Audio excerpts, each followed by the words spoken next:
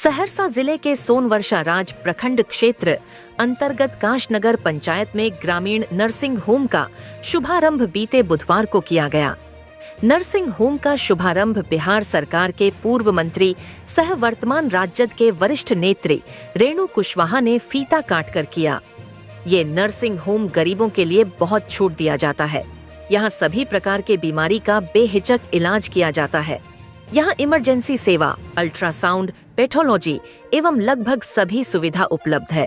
मौके पर सरपंच जयप्रकाश मेहता, पूर्व सरपंच पिंटू कुशवाहा, डॉक्टर अरविंद ठाकुर, पैक्स अध्यक्ष बालेश्वर मेहता, मंच संचालक सुबोध कुमार रंजन, निदेशक वीरेंद्र कुशवाहा, पिता लक्ष्मी प्रसाद मेहता, सेवा निर्मित शिक्षक काशनगर सुरेंद्र सिंह, हरिनंदन मेहता, सुशील मेहता, नंदन मेहता, प्रमोद भगत, प्रमुख शेखर पासवान, सुबोध मेहता, मनोज मुखिया, राजकिशोर सिंह एवं सभी गणमान्य व्यक्ति मौजूद रहे।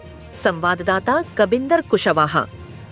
नंदन मेहता जी और इस ग्रामीण हॉस्पिटल के कर्ता धर्ता श्री वीरेंद्र कुशवाहा जी, जूली भारती जी और इस कार्यक्रम के सब कुछ लक्ष्मी मेहता जी और आप यहाँ डॉक्टर साहब और आप यहाँ उपस्थित इस काशनगर चौक पर इस बाजार के मेरे भाइयों बहनों, नौजवान साथियों, पत्रकार बंधुओं, साथियों, बहुत सारी बातें आई इस ग्रामीण हॉस्पिटल के उद्घाटन के अवसर पर। और जैसा कि सब लोग जानते हैं कि आज़ादी का भले ही 79वां वर्ष 79 वर्ष हम मना लिए।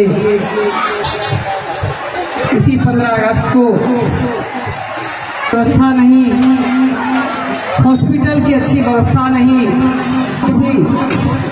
अगर हर गांव में एक हॉस्पिटल होता सरकारी, तो क्या हमें महंगा इलाज कराने के लिए प्राइवेट हॉस्पिटल जाना पड़ता? और ये तो गांव है।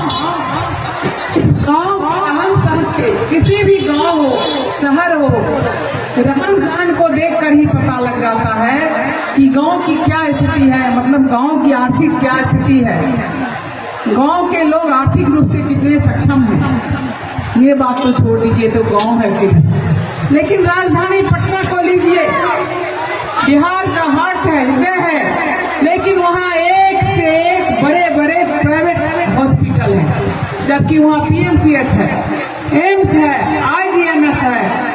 लेकिन अगर पीएमसीएच, आईजीएमएस में सही इलाज होता, एम्स फिर भी अभी नया खुला है, सही होता, तो आप देखिए जाकर के पारस हॉस्पिटल है, मर जाता है पेशेंट, लाश नहीं देता है, 20 लाख बचा है, 15 लाख बचा है। पीएमसीएच की हालत देख लीजिए, गरीब लोग इलाज के लिए तरसते रहते हैं।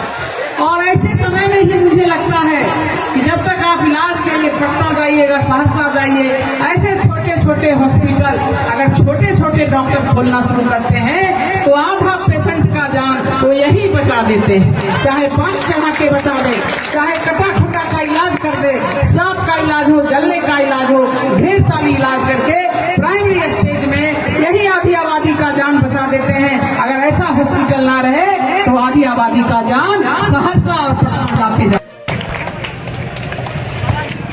ग्रामीण नर्सिंग होम की उद्घाटन करता डॉक्टर रेणु कुमारी कुशवाहा जी, ये सांसद रहे खगड़िया से और इस इलाके से 3 बार विधायक रहे, मंत्री रहे। यहाँ पर उपस्थित वीरेंद्र शेखर पासवान जी, इनकी पत्नी प्रमुख है। हमको बड़ी खुशी हुई कि डॉक्टर लोहिया कहते थे कि दलित से भी ज़्यादा महिला शोषित है, इसलिए कोई महिला अगर आंदोलन करती है आगे बढ़ने के लिए, तो उसको हाथ खींच करके आगे बढ़ाओ।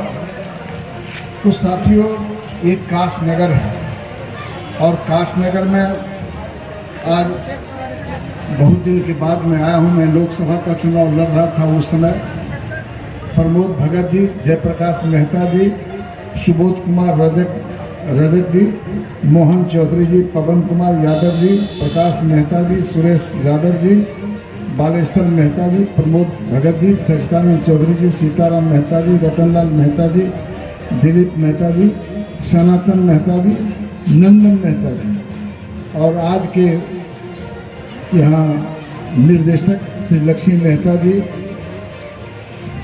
निवेदक विनंदन कुशवाहा जी मंच पर बैठी हुई। हमारे साथ लोकसभा में चुनाव जब लड़ता था मैडम, तो उसमें पिंटू मेहता था, श्रीपुर गोला टोला कदवा घर था।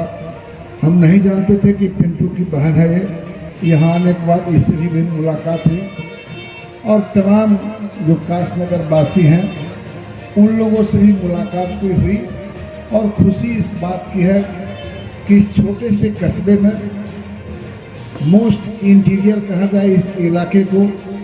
आज तो कुछ सड़क वगैरह सब बन गई है, लेकिन जब शरद जी चुनाव लड़ते थे तो हम लोगों को ही बुलाते थे उस साइड से, क्योंकि खगड़िया लोकसभा और ये उस समय सहरसा था ये लोकसभा। तो